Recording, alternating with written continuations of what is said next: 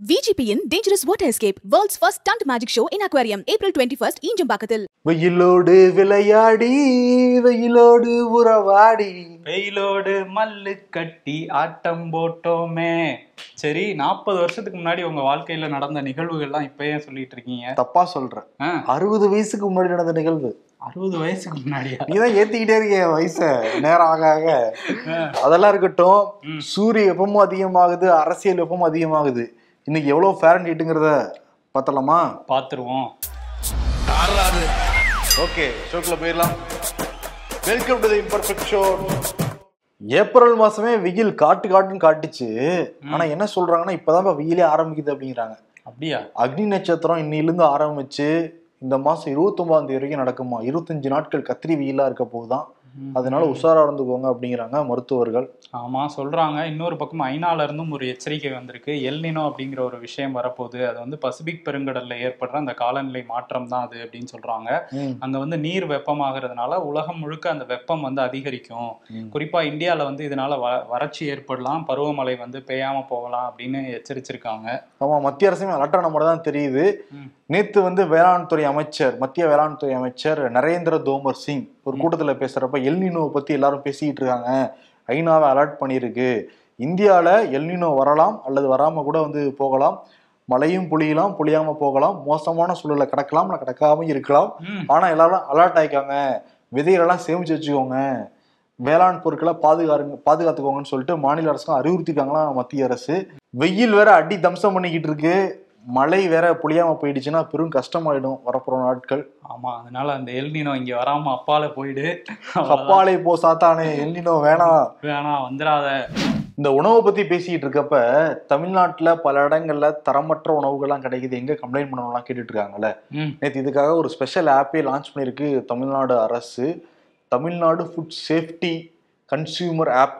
அது ஆண்ட்ராய்ட்லயும் இருக்கு, ஐபோன்லயும் இருக்கு. வேணுங்க வந்து அதுல டவுன்லோட் பண்ணி புகார் அளிக்கலாமா. ஓகே, அப்படி கூட வாட்ஸ்அப் கூட புகார் அளிக்கிற சிஸ்டம் ஆரம்பத்திலே வந்து இருக்கு.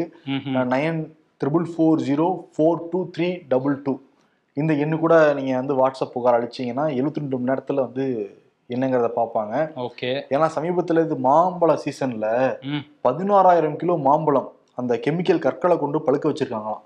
அதை வந்து உணவுத்துறை அதிகாரிகள் வந்து கைப்பற்றி கிட்டத்தட்ட 9 லட்சம் மதிப்புள்ள அதெல்லாம் அழிச்சிருக்காங்க. அதனால உணவுங்கிறதே விஷமா மாறிக்கிட்டு இருக்கு இந்த காலகட்டத்தில். எங்கேயாவது நீங்க தரமற்ற உணவு பார்த்தீங்கன்னா உடனே இந்த அப்ளிகேஷன்ல போய் நீங்க வந்து கம்ப்ளைண்ட் ஃபைல் பண்ணுங்க. 72 மணி நேரத்தில் நடவடிக்கை எடுக்கப்படுங்கிறத மா சுப்பிரமணியனும் உத்தரவாதம் கொடுத்துருக்காரு. இது ஒரு நல்ல விஷயம் தான். ஆமா, வெப்சைட்டோட போய் கம்ப்ளைண்ட் பண்ணலாம். foodsafety.tn.gov.in. ஓகே, வாரத்துக்கு ஒரு முறை வந்து வந்துருவாரு இவரு. இந்த வாரம் என்ன வரலையேன்னு பார்த்தோம், இன்னைக்கு வந்துட்டாரு. வந்தேன்டா பாலுக்காரன். அதே மாதிரிதான் வந்திருக்காரு தமிழ்நாடு ஆளுநர் RN ரவி. நிறைய பேர் பத்திரிகையாளர் சந்திக்கவே மாட்டேங்கிறாங்க. பட் இவர் பத்திரிகையாளரை சந்திச்சு பல கேள்வியும் பதில் சொல்லியிருக்காருல்ல, அதை நினைச்சு நம்ம பாராட்ட தான் வேணும். டைம்ஸ் ஆஃப் இந்தியா இதழுக்கு வந்து விரிவான பேட்டி வந்து கொடுத்திருந்தாரு. அவர் மேல வைக்கப்பட்ட குற்றச்சாட்டுகளை பதில் சொல்லியிருக்காரு தமிழ்நாடு ஆளுநர் RN ரவி. முக்கியமா தமிழ்நாடு சட்டமன்றத்துல தேசிய கீதம் இசைக்கப்படுறதுக்கு முன்னாடியே சட்டமன்றத்தை வெளிநடப்பு பண்ணார்ல, அங்கிருந்தான் கேள்வி ஆரம்பிக்கிறாங்க. அதுக்கு என்ன சொல்றாருன்னா, 2022 சட்டசபைக்கு நான் முதல்ல வரப்ப என்ன சொல்லியிருந்தாங்கன்னா, முடிவுல தான் தேசிய கீதம் பாடப்படுன்னு சொன்னாங்க. நான் என்ன சொன்னேன், ஆரம்பத்திலே தமிழ் தாய் வாழ்த்தும் தேசிய கீதமும் பாடுங்க, முடிகிறப்போ நீங்க வந்து ரெண்டும் பாடுங்கன்னு தான் சொன்னேன்.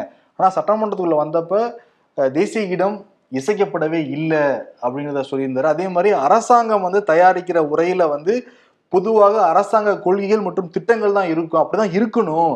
பட் இவங்க தயாரிச்ச உரையில வந்து பிரச்சார பொருள் தான் நிறைய வந்து நிறைஞ்சிருந்தது.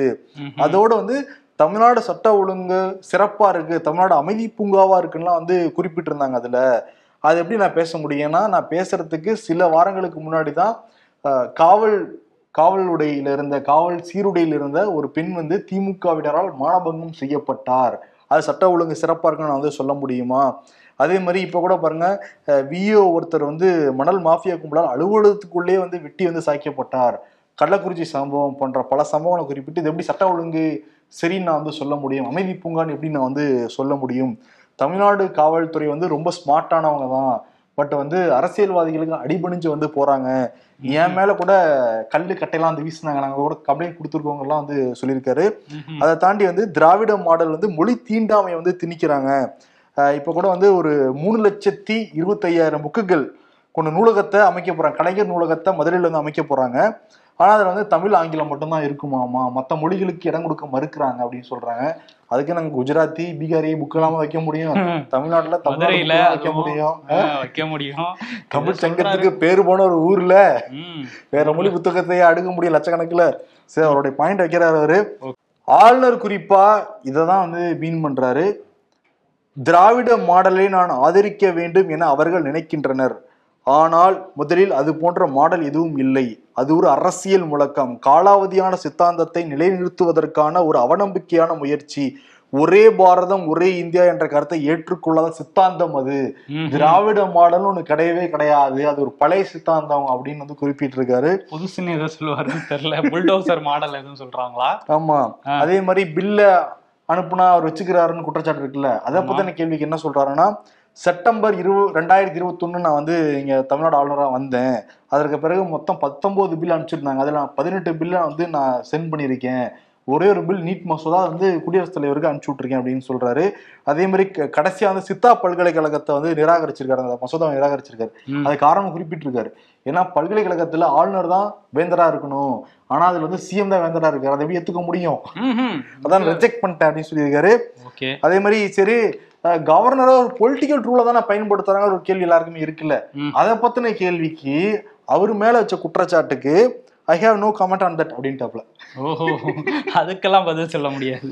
அதே மாதிரி ராஜ்பவனை லோக் பவன் மாத்தலாங்கிற எண்ணம் கூட அவருக்கு இருக்கான். ஓ, லோக் பவன்னா மக்கள் பவன் மாதிரி மாத்த போறாரு. ஆமா, அது காலனி ஆதிக்கத்துல தான் ராஜ்பவன் சொல்லியிருந்தாங்க. இன்னும் அந்த பேர் இருக்கணும், அதோட நான் மாத்தணும்னு வந்து முயற்சி பண்ணிக்கிட்டு இருக்கேன். அதே மாதிரி பிடிஆர் வச்சிருந்தாருல, நிறைய செலவு பண்றாங்க, அக்ஷயா பாத்திரம் திட்டத்துக்குன்னு வாங்கினாங்க, அக்கௌண்ட்டுக்கு மாத்திட்டாங்கன்னு சொல்றாருல, அது முற்றிலும் பொய். அப்படி கிடையவே கிடையாது, எல்லாம் முறைப்படிதான் செலவிடப்பட்டிருக்கு அப்படின்னு சொல்லியிருக்காரு. அதே மாதிரி தேநீர் விருந்து வந்து முன்னாடி எல்லாம் ஒரு சில பேருக்கு தான் வந்து நடக்கும், நான் வந்ததுக்கு பிறகுதான் 3000 பேருக்கு நடக்குது, அதனால செலவாகத்தானே செய்யும். யூபிஎஸ்சி ட்ரைனிங் அடி கொடுத்துட்டு இருக்காருல, சின்ன பசங்க கூட பேசிக்கிட்டு இருக்காருல, அதை பத்தி என்ன சொல்றாரு? தமிழ்நாட்டுல இருந்துதான் முன்னாடி 50s 60s காங்கிரஸ் இருந்தப்ப நிறைய பேர் வந்தாங்களாம். ஓ, காங்கிரஸ் தான் சிறந்த ஆட்சியை கொடுத்திருக்குன்னு சொல்றாரு. அவர் தான் சொல்றாரு. பட் அதுக்கப்புறம் வந்து இங்க இருக்கிற எஜுகேஷன் சிஸ்டம்னால யாருனால பெருசா வர முடியல, அதனாலதான் நானே முன்னெடுத்து யூபிஎஸ்சிக்கு யூபிஎஸ்சி அந்த படிக்கிற மாணவர்களுக்கு ட்ரைனிங் வந்து கொடுக்குறேன். அப்ப வேலையை ரிசைன் பண்ணிட்டு ஏதாவது ஒரு இது ஆரம்பிச்சிட வேண்டியதானே, இன்ஸ்டியூட் ஆரம்பிக்கலாம். அதுதான். இன்ஜினியர் நிறைய பேர் வராங்க, பட் ஆனா குவாலிட்டியா யாருமே இங்க இருக்கிறது இல்ல. அடுத்து இதுதான் இன்னொன்னு, இங்கதான் வந்து திமுக சவுக்கால் அடிச்ச மாதிரி ஒரு பாயிண்ட். அவர்கள் பிடிஆரை பத்தி குறிப்பிடறப்ப இந்த பேரா குறிப்பிடாரு, பட் பிடிஆர் மென்ஷன் பண்ணல, அவர்கள் தான் குறிப்பிடாரு. அவர்கள் பண்பாளராக இருக்க வேண்டும் என்று நான் எதிர்பார்க்கவில்லை, குறைந்தபட்ச நேர்மையுடனும் உண்மையுடனும் இருக்க வேண்டும். தமிழ்நாடு அரசியல் நாகரிகத்தை எதிர்பார்க்க முடியாது இருக்கு. இப்படி ஒரு கச்சேரி இருக்கு. ஆனா வந்து திமுக சைடு என்ன ரியாக்ஷன்? திமுக சைடுல அவர் சொல்றாருல, திராவிட மாடல்ங்கிறது ஒரு வார்த்தை தான் சொல்லியிருக்காருல. திராவிட மாடலுக்கு என்ன மீனிங்னு அவங்க போட்டுட்டு இருக்காங்க. ஆரிய மாடலை ஓட விடுறதுதான் திராவிட மாடல் சொல்லி அவர் எந்திரிச்சு ஓடினார்ல, அந்த இதுல இருந்து அதெல்லாம் வெட்டி போட்டுட்டு இருக்காங்க. நடந்து போனார், எந்திரிச்சு நடந்து போனார்ல, அப்படி சொல்றாங்க. அதை வந்து அப்படி போட்டுட்டு இருக்காங்க. இன்னொரு பக்கம் அந்த அமைதி பூங்கா பத்தி பேசியிருக்காருல, அதுக்கு வந்து செல்வ பெருந்தகை வந்து ஒரு விஷயம் சொல்லியிருக்காரு. அங்கொன்னும் இங்கொன்னுமா ஏதோ நடந்துட்டு தான் இருக்குது. ஆனா வந்து சில மாநிலங்கள்ல பாஜக ஆள்ற சில மாநிலங்கள்ல தொடர்ச்சியா நடந்துட்டு இருக்கு. யூபியில போலீஸ் காவல்ல இருக்கும் போதே 2 பேரை வந்து சுட்டு கொல்றாங்க, அது லைவா வீடியோவா வருது. மணிப்பூர்ல இப்ப பத்தி எரிஞ்சிட்டு இருக்கு அப்படின்னு நிறைய விஷயத்த குறிப்பிடுறாரு. இதெல்லாம் பத்தி ஆளுநர் பேச மாட்டாரு அப்படின்னு சொல்லி அவரை திருப்பி வாங்கிக்கணும் அப்படின்னு ஒரு விஷயம் சொல்லியிருக்காரு. KS அழகிரி வந்து நம்மளாம் ஓரணியில திரளணும் அப்படின்ட்டு இருக்காரு. என்ன திரள போறாங்க? முதல்வர் என்ன சொல்றாரு? முதல்வர் வந்து இதுவரையும் அதை பத்தி எதுவும் சொல்லல. ஆனா திராவிட மாடலை பத்தி ஒரு விஷயம் சொல்லியிருக்காரு. அதாவது உலகம் முழுக்க, அதாவது இந்தியா முழுக்க வந்து திராவிட மாடல் தான் பரவிட்டு இருக்கு அப்படின்னு சொல்லியிருக்காரு. ஓகே, இப்பதானே வந்திருக்கு, நீங்க பெரிய கொடுத்துருக்காரு. இனிமேல் ஈவினிங் தான் ரியாக்ஷன்ஸ் வந்து ஆரம்பிக்கும். ஆமா, நாளைக்கு வந்து முரசொலியில பயணமா கட்டுற ஒரு ஆளுநர் திட்டி பார்ப்போம் என்ன கட்டுறதுன்னு நம்ம நேரில் இருந்து பகிர்ந்துக்கலாம்.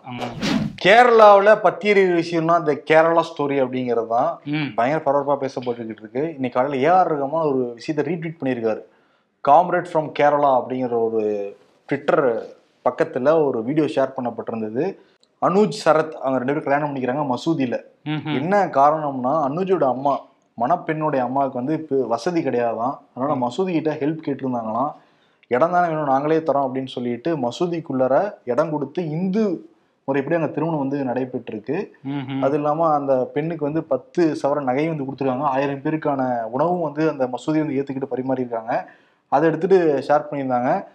ரியல் கேரளா ஸ்டோரி அப்படிங்கிற மாதிரி, கேரளா ஸ்டோரி அப்படிங்கிற மாதிரி. ஓகே, அதை எடுத்து ரகுமான் வந்து ட்வீட் பண்ணியிருக்காரு. மனிதநேயம் வந்து மகத்தானது அப்படிங்கிற மாதிரி. ஆமா, மனிதநேயத்துக்கான அன்பு அப்படிங்கிற மாதிரிலாம் போட்டிருந்தாரு. நிறைய பேர் இப்போ போட ஆரம்பிச்சிட்டாங்க, கேரளா ஸ்டோரி இதுதான் அப்படின்னு சொல்லி, மதச்சார்பின்மையோட தான் நாங்கள் இருக்கோம் அப்படின்லாம் சொல்லி போட்டுட்டு இருக்காங்க. கேரளா பத்தி பேசும்போது இன்னொரு விஷயம் என்னன்னா, அங்க UAE அரசுல இருந்து ஒரு அழைப்பு வந்துருது பினராயி விஜயனுக்கு. நீங்க வந்து எங்க அபுதாபியில நடக்கிற முதலீட்டாளர் மாநாடுல வந்து கலந்துக்கங்க அப்படின்னு சொல்லியிருந்தாங்க. இதுக்காக அவர் வந்து வெளியுறவுத்துறை அமைச்சகத்துக்கிட்ட ஒரு கடிதம் அனுப்பி அனுமதி கேட்டிருந்தாரு. வெளியுறவுத்துறை அமைச்சகம் என்ன சொல்லிட்டாங்கன்னா, இல்ல இது வந்து முதலமைச்சர் போக வேண்டிய அளவுக்கு முக்கியமான மாநாடுலாம் கிடையாது, வேணும்னா அதிகாரிகளை அனுப்பிக்குங்க, நீங்க போகக்கூடாதுங்கிற மாதிரி அனுமதியை மறுத்துட்டாங்க. இது வந்து அவர் ஒரு அப்பீலும் பண்ணி பார்க்கலாம் அப்படின்ட்டு பிரதமர் அலுவலகத்துக்கும் ஒரு கடிதம் அனுப்பியிருக்காங்க கேரளா அரசு. நாங்கள் வெளியுறவுத்துறை அமைச்சகத்தோட முடிவில் வந்து தலையிட விரும்பலை அப்படின்னு சொல்லி பிரதமர் அலுவலகமும் அதை நிராகரிச்சிட்டாங்க. இப்போ அதனால கேன்சல் பண்ணிட்டாரு அங்கே போகாம. இதுல ஏதோ அரசியல் இருக்கு அப்படின்னு சொல்லி அங்கே உள்ள கம்யூனிஸ்டுகள்லாம் சொல்லிட்டு இருக்காங்க. சரிப்பா, இந்த மாசம் இறுதியில வேற ஸ்டாலின் வெளிநாடு போறதா தகவல் வெளியாகி இருக்கு. அது முதலீட ஈர்க்கிறதுக்கு ஒன்றும் இல்லை, இது அரசு சார்புள்ள நிகழ்ச்சி இல்ல, அதுக்காக வந்து அனுமதி கேட்டிருக்காரு. ஈர்க்கிறதுக்கு வேணா போலாம். முதலீட்டாளர்கள் மாநாடுக்கு வந்து அரசு சார்பில் நடத்துற மாநாடுக்கு நீங்க போக கூடாதுங்கிற மாதிரி சொல்லியிருக்காங்க. காந்தாரா படம் பார்த்திருக்கியா? இல்ல, பார்த்தது இல்ல. பார்த்தது இல்லையா? என்ன மிஸ் பண்ணிட்டப்போ. அந்த படத்துல கிளைமேக்ஸ்ல அப்படி வச்சுக்கிட்டு அப்படின்ட்டு ஒரு கெட்டப்ல வருவாப்ல ஹீரோ. அதே மாதிரி என்ட்ரி கொடுத்திருக்காரு பிரதமர் மோடி கர்நாடகா எலெக்ஷன்ல. ஆமா, தலையில அந்த இதெல்லாம் வச்சுட்டு வந்திருந்தாரு. ஆமா, அவரே அந்த கிரீடத்தை வச்சு நடக்க முடியாம நடந்து வந்து போஸ்டெல்லாம் கொடுத்துட்டு இருந்தாரு. ஒருத்தர் விநாயகர் சிலை கொடுக்குறேன்னு சொல்லிட்டு குறுக்கால் விட்டு அவரே மறைச்சிட்டாரு. உடனே திட்டி அவரை அனுப்புறாப்புல, நான் எவ்வளவு கெட்ட போட நின்னுக்கிட்டு இருக்கேன், நீ வந்து என்னடானா விநாயகர் சிலையை மறைக்கிறீங்களா அப்படிங்கிற மாதிரி, இங்கிட்டு ஓரமா போங்க நீங்க அப்படின்னு பக்கத்துல இருக்கவங்க எல்லாம் வேற கொண்டு போங்கன்னு சொல்றாங்க. அந்த வீடியோ ஒண்ணு வைரல் ஆயிட்டு இருக்கா.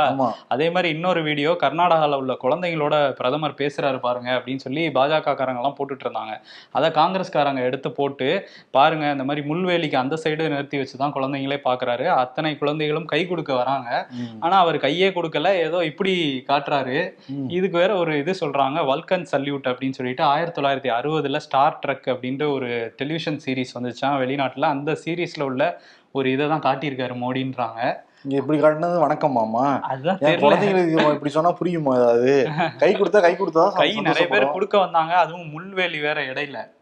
ஏன் அந்த சைடு போய் கூட சந்திச்சிருக்கலாம். சரி, ஓகே, அதுதான் சொல்லிட்டு இருக்காங்க, பாருங்க இப்படிதான் ட்ரீட் பண்றாங்க அப்படின்ட்டு காங்கிரஸ்ல இருக்கவங்க. இது ஒரு பிரச்சனை போயிட்டு இருக்கா கர்நாடகால. இன்னொரு பிரச்சனை என்னன்னா, மல்லிகார்ஜுன கார்கேவோட பையன் பிரியங்க் கார்கே வந்து மோடி வந்து ஒரு மதிப்பற்ற மனிதருங்கிற மாதிரி சொல்லியிருந்தாரு. அதுக்கு வந்து இப்ப தேர்தல் ஆணையம் வந்து நோட்டீஸ் அனுப்பிச்சிருக்காங்க, இதுக்கு விளக்கம் சொல்லணும் அப்படின்ட்டு. அவருக்கு மட்டும் அனுப்பல, பசனகவுடா பாட்டீல் அப்படிங்கிற பாஜகவை சேர்ந்த தலைவருக்கும் அனுப்பிச்சிருக்காங்க. அவர் தான் வந்து அந்த விஷப்பாம்புன்னு மல்லிகார்ஜுன கார்கே வந்து பேசினார்ல, அன்னைக்கு வந்து சோனியா காந்தியே ஒரு விஷக்கண்ணி அப்படின்னு பேசியிருந்தாரு. அதுக்கும் நீங்க விளக்கம் சொல்லணும் அப்படின்னு சொல்லி தேர்தல் ஆணையத்துல நோட்டீஸ் வந்திருக்கு. ரொம்ப ஸ்ட்ரிக்ட், கரெக்ட், நான் நடுநிலையா இருப்பேன், 2 பக்கம் அனுப்புவேன்னு சொன்னா இல்ல, அததான் சொல்ல வந்தேன். அதுக்குள்ள நீ வந்து தேர்தல் ஆணையத்தை சப்போர்ட் பண்றாங்கன்னு சொல்ல நினைச்சிட்டே. நான் தேர்தல் ஆணையத்தை நம்புறேன். நானும் தான் நம்புறேன். சரி, ஓகே, தேர்தல் ஆணையம் இந்த விஷயம்லாம் இன்னொரு பக்கம் இருக்கட்டும். மணிப்பூர் பக்கம் போனோம்னா அங்கே பெரிய கலவரம் ஒன்று வெடிச்சிருக்கு. அந்த மெய்ட்டி அப்படிங்கிற ஒரு கம்யூனிட்டி இருக்காங்க. அவங்க மணிப்பூரோட பாப்புலேஷனில் 53% பேர் அவங்க தான் இருக்காங்க. ஆனால் அவங்க பழங்குடி அல்லாத மக்கள், அந்த எஸ்டி கம்யூனிட்டிக்குள்ளே வரல. அவங்க எங்களுக்கு அதுக்குள்ளே வரணும் அப்படின்னு சொல்லி அவங்க போராடிட்டு இருக்காங்க. சில ஆண்டுகளாகவே வழக்குகள்லாம் போட்டிருந்தாங்க. அதில் இப்போ ஹைகோர்ட் என்ன சொல்லியிருக்கு, மணிப்பூர் ஹைகோர்ட்னா, நீங்கள் அவங்களுக்கு வந்து பரிசீலிக்கணும், அவங்களே அந்த எஸ்டி கேட்டகரிக்குள்ள கொண்டு வரணும் அப்படின்னு சொல்லியிருக்கு. இதுக்கப்புறம் வந்து அங்க உள்ள பழங்குடி மக்கள், அவங்க ஒரு 40% இருக்காங்க. அவங்க இதுக்கு எதிராக வந்து போராட ஆரம்பிச்சிருக்காங்க. அங்க நாகாஸ், குக்கி அப்படின்னு சொல்ற பல பிரிவுகளை சேர்ந்த பழங்குடி மக்களும் இதுக்கு எதிராக வந்து போராடிட்டு இருந்தாங்க. இந்த பேரணியில வந்து என்ன ஆயிடுச்சுன்னா, அது கலவரமா மாறிடுச்சு. மாணவர்கள் நடத்தின பேரணி கிட்டத்தட்ட 8 மாவட்டங்கள்ல வந்து நடத்திருக்காங்க. அந்த 8 மாவட்டங்கள்லயும் வன்முறை வந்து வெடிச்சிருக்கு. தமிழர்கள் வாழக்கூடிய பகுதியில கூட 25 வீடுகள்லாம் வந்து எரிக்கப்பட்டிருக்கு. ஆமா, மோரோ அப்படிங்கிற ஒரு கிராமம் முழுவதும் தமிழர்கள் நிரம்பி வாழ்றாங்க. அங்க வந்து தீயெல்லாம் வைக்கப்பட்டிருக்கு. இப்ப ஆர்மியை அங்க வந்து மத்திய அரசு அனுப்பிச்சு வச்சிருக்கு. உள்துறை அமைச்சர் அமித்ஷா வந்து அங்க முதலமைச்சரோட பேசியிருக்காரு, பிரேன் சிங்கோட. நேற்று அந்த வீடியோக்கெல்லாம் வெளியிட்டு மேரி கோம் விளையாட்டு வீராங்கனை அவங்க வந்து மணிப்பூரே பத்தி எரியுது, தயவு செஞ்சு சீக்கிரம் காப்பாத்துங்க, கைண்ட்லி ஹெல்ப் அப்படிங்கிற மாதிரி பிரதமர் மோடி, அமித்ஷா எல்லாரும் டேக் பண்ணி உதவி எல்லாம் வந்து கேட்டுட்டு இருந்தாங்க. மணிப்பூரே பத்தி எரியுது. அந்த செய்தியெல்லாம் படிக்கிறப்ப ரொம்ப கஷ்டமா தான் இருக்கு. ஆமா, ஏன்னா பழங்குடி மக்களுக்கும் பழங்குடி அல்லாத மக்களுக்கும் ஒரு மோதல் வெடிச்சிருக்காங்க. இதை எப்படி அங்க உள்ள அரசு கண்ட்ரோல் பண்ண போறாங்க அப்படிங்கிறத நம்ம பார்க்கணும். ஏன்னா இணைய சேவையெல்லாம் முடக்கிட்டாங்க. 8 மாவட்டங்களையும் ஊரடங்கு பிறப்பிச்சிருக்காங்க. அடுத்த 5 நாட்களுக்கு யாருக்கிட்டையும் அங்க பேசவும் முடியாது, அவங்க இணையதளத்தையும் வந்து பயன்படுத்த முடியாது. பொறுத்திருந்து பார்ப்போம் அங்க தனிதான் நிலைமை அப்படிங்கிறத. இந்த பல் புடுங்கிய விவகாரம் இருக்குல்ல, பல்வீர் சிங், அவர் மேல சிபிசிஐடி போலீஸ் வந்து வன்கொடுமை தடுப்பு சட்டத்துல வந்து வழக்கு பதிவு பண்ணியிருக்காங்க. அவர் உட்பட 8 பேரும் விசாரணைக்கு ஆஜராகணும்னு வந்து சொல்லியிருக்காங்க. விசாரணை வேகம் எடுத்தா அவர் கைது செய்யப்படலாம். ஆனா அங்க உள்ள பகுதி மக்கள்லாம் வந்து சீக்கிரம் அவரை கைது செய்யுங்க அப்படின்னு தான் சொல்லிட்டு இருக்காங்க. எப்படி இவர் கைது செய்யப்படலையோ அதே மாதிரி வடக்குல இந்த பாலியல் குற்றச்சாட்டுக்கு உள்ளா இருக்கிற அந்த எம்பி இதுவரை கைது செய்யப்படலை. ஜந்தர் மந்தர்ல தொடர்ந்து போராடிட்டு இருக்காங்க மல்யுத்த வீராங்கனை. நேற்று வந்து ஒலிம்பிக் அசோசியேஷனுடைய பிரசிடென்ட் பிடி உஷா நேரில் போய் பார்த்தாங்க. பயங்கர எதிர்ப்பு. ஒரு கட்டத்தில் அவங்க வந்து ஓடி போகிற அளவுக்கு தான் ஆயிடுச்சாங்க எதிர்ப்புனால. அவங்களும் வந்து இல்லை அந்த மாணவர்களுக்கு இந்த விளையாட்டு வீராங்கனைகளுக்கெல்லாம் நான் சப்போர்ட் பண்ண தான் வந்திருக்கேன்னு சொன்னா கூட யாரும் ஏத்துக்கிற மாதிரி இல்லை. நேற்று நைட்ல இருந்தே அங்க இருக்கிற விளையாட்டு வீராங்கனைகளை அப்புறப்படுத்துறதுக்கான முயற்சியில டெல்லி காவல்துறை வந்து ஈடுபட்டு இருந்தது. அது ஒரு பிரச்சனையா வெடிச்சிருக்கு. டெல்லியில வந்து அந்த டெல்லி மகளிர் ஆணையத்தோட தலைவர் சுவாதி மாலிலால் அவங்க வந்து அங்க வந்தாங்க. அவங்கள வந்து அங்க இருந்து வெளியேற்றினாங்க, கைது பண்ணாங்க அப்படின்னு சொல்லி அவங்கள வெளியேற்றினாங்க. அதுக்கப்புறம் அங்க உள்ள ரெஸ்லர்ஸையும் வந்து எங்களை துன்புறுத்துறாங்க அப்படின்னு சொல்லி ரெஸ்லர்ஸே வந்து குற்றச்சாட்டு வச்சிருக்காங்க. டெல்லி போலீஸ் வந்து எங்களுக்கு எதிராக செயல்படுது அப்படின்னு சொல்லியிருக்காங்க. இதுக்கு பாஜக அரசு என்ன சொல்ல போகுது? ஏன்னா பாஜக அரசு கீழே தான் வந்து டெல்லி போலீஸ் இருக்காங்க. அவங்க தான் வந்து பிரிஜ்பூஷன் சரண் சிங் அப்படிங்கிற அந்த பாஜக எம்பியை கைது பண்ணணும். ஆனா அதை விட்டுட்டு எங்களை தான் வந்து துன்புறுத்திட்டு இருக்காங்க டெல்லி போலீஸ் அப்படிங்கிறது இப்போதைய குற்றச்சாட்டு. உச்சநீதிமன்றம் ரொம்ப கடுமை காட்டினதுக்கு பிறகுதான் ஓரளவுக்கு ஸ்டெப் எடுத்தாங்க. ஆமா, எஃப்ஐஆரே போட்டாங்க. ஆமா, இப்ப என்னன்னா ராகுல் காந்திக்கு தீர்ப்பு கொடுத்திருந்தாருல சூரத் நீதிமன்றத்துல, HH வர்மா, அவருக்கு வந்து பதவி உயர்வு கொடுத்திருக்காங்க. அவர் அந்த சூரத் மெட்ரோபாலிட்டன் நீதிமன்றத்துல மெஜிஸ்ட்ரேட்டா இருந்தாரு. இப்ப ராஜ்கோட் மாவட்ட நீதிமன்றத்துக்கு வந்து பதவி உயர்வாகி அந்த இதா போயிருக்காரு, ஜட்ஜா போயிருக்காரு. நம்ம வந்து ராகுல் காந்திக்கு தீர்ப்பு கொடுத்ததுனாலதான் பதவி உயர்வு வந்துச்சுன்னு நம்ம சொல்லக்கூடாது. ஏன்னா அவர் அவ்வளவு வருஷம் கஷ்டப்பட்டு உழைச்சிருக்காரு. இந்த சமயத்தை கரெக்டா வந்திருக்கு அவருக்கு. சரியான அதான் பார்க்கணும், நம்ம இதை பார்க்க கூடாது. ரஷ்யாவுக்கு உக்ரைனுக்குமான சண்டை 4 நாள் ரொம்ப தீவிரமாகிக்கிட்டு இருக்கு. ரஷ்யா வந்து பொதுமக்கள், உக்ரைன்ல இருக்கிற பொதுமக்கள் வசிக்கூட இடங்கள் எல்லாம் கூட குண்டுகள் வீசுறாங்கன்னு சொல்லிட்டு உக்ரைன் குற்றச்சாட்டு வச்சுக்கிட்டு இருக்க இந்த சூழல்ல ரஷ்ய அதிபர் புதின் தங்கி இருக்கிற மாளிகை கிரெம்லின் அப்படிங்கிற அந்த மாளிகையில் நேற்று ட்ரோன் தாக்குதல் வந்து நடத்தப்பட்டிருக்கு. ட்ரோனால தாக்குதல் நடத்தப்பட்டிருக்கு. அந்த எலக்ட்ரானிக் டிவைஸை வச்சு அந்த ட்ரோன் தாக்குதலை முறியடிச்சிருக்கு ரஷ்யா அப்படின்னு சொல்லியிருக்காங்க. ஒரு வீடியோ வெளியிட்டிருக்காங்க. அந்த வீடியோவில் வந்து ட்ரோன் வெடிச்சு செதற மாதிரி கரெக்டாக அந்த கிரெம்லினோட ஹார்ட் அப்படின்னு சொல்கிற அந்த கோபுரத்துக்கு கிட்ட அந்த வெடிச்சு செதறது. அதனால வந்து யாருக்கும் பாதிப்பு இல்லை. அதிபரும் வந்து வேற மாளிகையில் தான் இருந்தாரு அப்படின்னு சொல்லியிருக்காங்க. கட்டடங்களுக்கும் எந்த சேதாரமும் இல்லை அப்படின்னு சொல்லியிருக்காங்க. ஆனால் ரஷ்யா குற்றச்சாட்டு வைக்கிறாங்கன்னா உக்ரைன் தான் அப்படி பண்ணுது எங்க அதிபரை கொல்றதுக்குன்னு சொல்லிட்டு குற்றச்சாட்டு வைக்கிறாங்க. ஒரு உக்ரைன் என்ன சொல்லுதுன்னா, இல்லை எங்களுக்கு அவரை கொல்லணுங்கிற எந்த அவசியமும் கிடையாது. அவங்க வந்து எங்க மக்கள் வசிக்கிற இடங்கள்ல குண்டு போட்டுக்கிட்டு இருக்காங்க. அதை வந்து திசை திருப்புறது தான் அப்படி ஒரு ஆட்டம் போட்டிருக்கு ரஷ்யா அப்படின்னு சொல்றாங்க. ஆமா, உலக நாடுகள் கிட்ட ஒரு அனுதாபத்தை தேடிக்கிறதுக்காக தான் இந்த மாதிரிலாம் பண்றாரு புதின்னு உக்ரைன் சொல்றாங்க. அமெரிக்காவில் இருக்கிற the institute for the study of war அப்படிங்கிற அமைப்பு வந்து பாதுகாப்புல ஆராய்ச்சிலாம் பண்ணிட்டு இருக்காங்க. அவங்க என்ன சொல்றாங்கன்னா, ரஷ்யாவோட அந்த ஏர் டிஃபென்ஸ் இருக்குல்ல, வான் பாதுகாப்பு, அது ரொம்ப ஒரு பாதுகாப்பான ஒரு விஷயமா. அதுல பல லேயர்ஸையும் தாண்டி எப்படி கரெக்டா அந்த கிரெம்லின் வரையும் வந்துச்சு ஒரு ட்ரோனு. இது இவங்களே நடத்துற ஒரு நாடகம் தான் அவங்க சொல்றாங்க. உக்ரைனும் அதான் சொல்றது, அவங்களே வந்து ஒரு நாடகத்தை நடத்திருக்காங்கன்ட்டு. பார்த்தாலே அப்படிதான் தெரியும். ஆமா, இன்னொன்னு கிளாரிட்டியா கேமராலாம் வச்சு ஷூட் பண்ணி அதை ரிலீஸ் பண்ணிருக்காங்க. டேக் 1 டேக் 2 போயிருக்கும் போல தெரியுது. ஆமா, அந்த மாதிரிதான் இருக்கு. ஆமா, அதே மாதிரி இந்தியர்களுக்கெல்லாம் இன்னொரு பெருமை. இந்திய வம்சாவளியை சேர்ந்தவர் அஜய் பங்கா இவர் வந்து உலக வங்கிக்கு தலைவராக இருக்க போறார். ஓகே, வர ஜூன் 2 இருந்து. உலக வங்கிக்கு இந்தியர்னா நமக்கு நிறைய உலக வங்கியில இருந்து கடன் கிடைக்குமா? அப்படிலாம் எதிர்பார்க்க முடியாதுல்ல. அவர் நடுநிலை தான் வந்து செயல்படுவாரு. இதுக்கு முன்னாடி இவர் மேல பல குற்றச்சாட்டுகள். ஓகே, அதனாலதான் வந்து இவரை போட்டியின்றி வர தேர்வு செய்யப்பட்டிருக்காரு. ஏன்னா மகாராஷ்டிரால புனேல தான் வந்து பிறந்திருக்காரு. இந்தியால தான் படிப்பெல்லாம் வந்து முடிச்சிருக்காரு. அதற்கு பிறகுதான் வெளிநாடுலாம் போயிருக்காரு. ஆமா, உலகம் முழுக்கவே ஒரு பொருளாதார ஒரு தத்தளிப்பு இருந்துட்டே இருக்குல்ல. இவருக்கு பெரிய சவாலா இருக்கும்னு நினைக்கிறேன். பார்ப்போம்.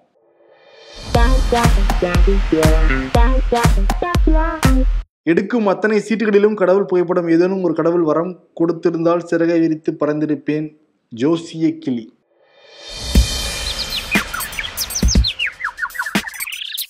இலவசத்திற்கும் அதிகாரம் அளிப்பதற்கும் வித்தியாசம் இருக்கிறது ஜேபி நட்டா. ஆமாங்க, எதிர்கட்சிகள் கொடுத்தா இலவசம், நீங்க கொடுத்தா அதிகாரம் அளிப்பது. ராகவா லாரன்ஸ், ஆதித்ய கரிகாலன் பேயா வந்து பழி வாங்குற மாதிரி ஸ்கிரிப்ட் எழுதி PS3 எடுக்கலாமா? ஆஹா, வேணாமே. இதோ வந்துட்டேன்.